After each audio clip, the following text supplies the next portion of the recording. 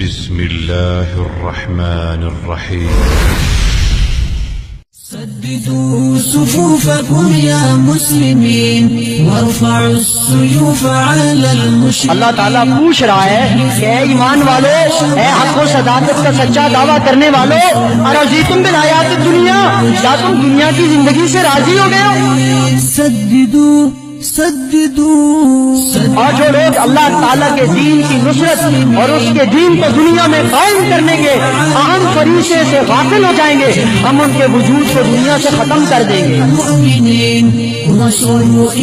نکلو ہلکے ہو یا بوجھل اللہ تعالیٰ کے دین کے لیے.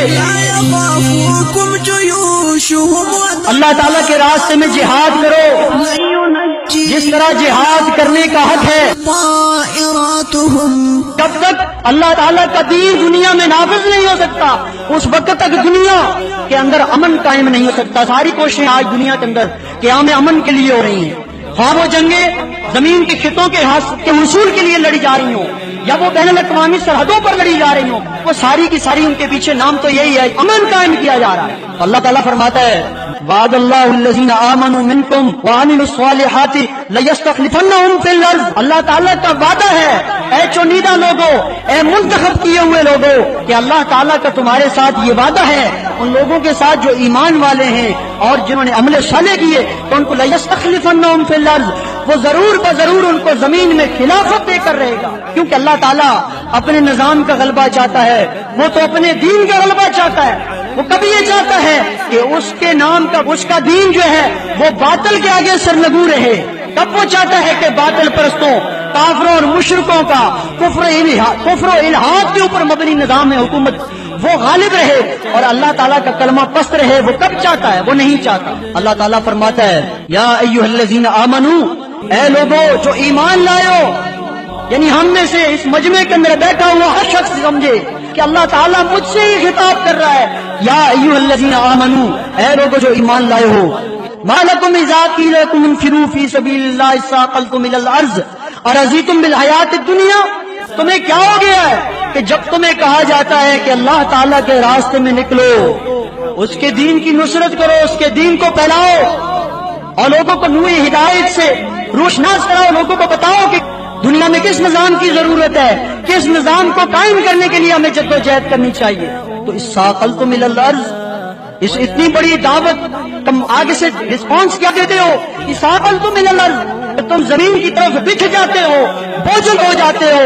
اللہ تعالیٰ کے راستے میں نکلنا تمہارے لیے بھاری ہو جاتا ہے، مشکل ہو جاتا ہے تمہارے لیے. ارضیتم بالحیات الدنیا، اللہ تعالیٰ پوچھ رہا ہے کہ اے ایمان والو، اے حق و صداقت کا سچا دعویٰ کرنے والو، ارضیتم بالحیات الدنیا، کیا تم دنیا کی زندگی سے راضی ہو گئے ہو؟ من الآخرہ، آخرت کے مقابلے میں تو سن لو فما متاع الحیات الدنیا فی الآخرۃ الا قلیل. سمجھ لو، اس پیمانے سے جانچ لو کہ آخرت کے مقابلے میں دنیا کا فائدہ بہت قلیل ہے، تھوڑا ہے.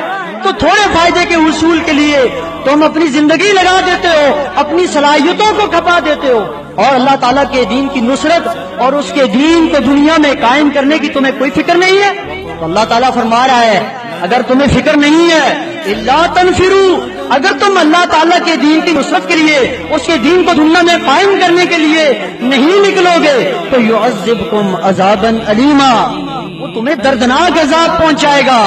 یعنی ایمان والوں کو ہی اللہ تعالیٰ ڈرا رہا ہے، اے ایمان اور اسلام کا دعویٰ کرنے والوں، یعذبکم عذابا الیما، اگر تم اللہ کے دین کے لیے نہیں نکلو گے، اپنے گھروں کو، اپنے مالوں کو نہیں چھوڑو گے اور اپنی ان محبوب چیزوں کو نہیں چھوڑو گے جو اللہ تعالیٰ کے راستے میں نکلنے کے سلسلے میں تمہارے راستے میں رکاوٹ بنی ہوئی ہیں، تو وَيَسْتَبْدِلْ قَوْمًا غَيْرَكُمْ، اللہ تعالیٰ نہ صرف تمہیں دردناک عذاب دے گا بلکہ وَيَسْتَبْدِلْ قَوْمًا غَيْرَكُمْ، وہ اللہ تعالیٰ اس بات پر بھی قدرت رکھتا ہے اور وہ تمہیں کسی دوسری قوم سے بدل دے گا.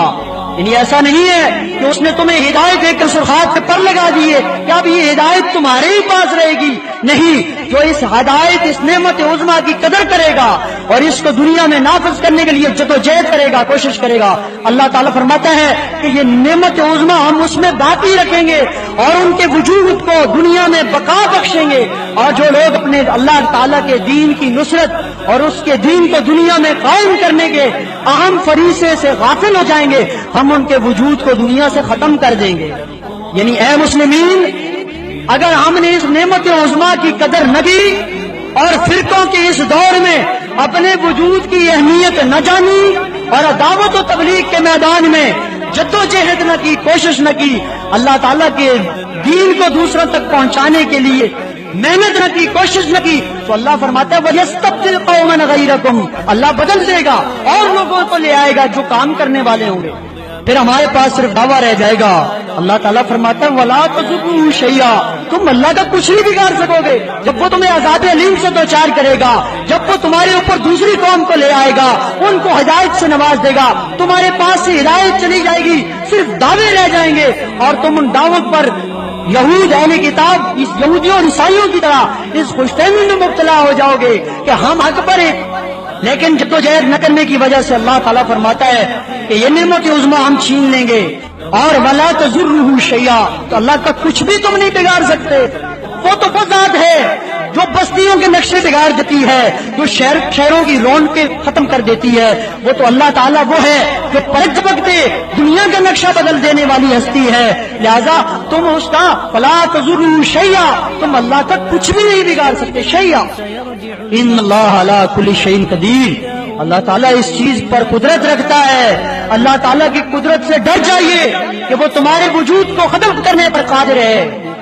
آگے اللہ تعالیٰ فرماتا ہے اِلَّا تَنْصُرُوا, اگر تم اس نبی محمد صلی اللہ علیہ وسلم کے دین کے غلبے کے لیے ان کی مدد نہیں کرو گے, ان کے مشن کو دنیا میں نافذ کرنے کے لیے کوشش نہیں کرو گے, نصرت نہیں کرو گے دین کی, تو اللہ تعالیٰ فرماتا ہے فَقَدْ نَصَرَهُ اللَّهُ, جان لو کہ اللہ تو اپنے بندے کی مدد کر چکا ہے اس وقت بھی جب نبی علیہ الصلوۃ والسلام غار کے اندر اپنے ساتھی حضرت ابوبکر صدیق رضی اللہ تعالیٰ عنہ کے ساتھ وہ دو ہی تھے, اس وقت بھی اللہ نے مدد کی, تو اللہ تعالیٰ بعد میں بھی مدد کر سکتا ہے.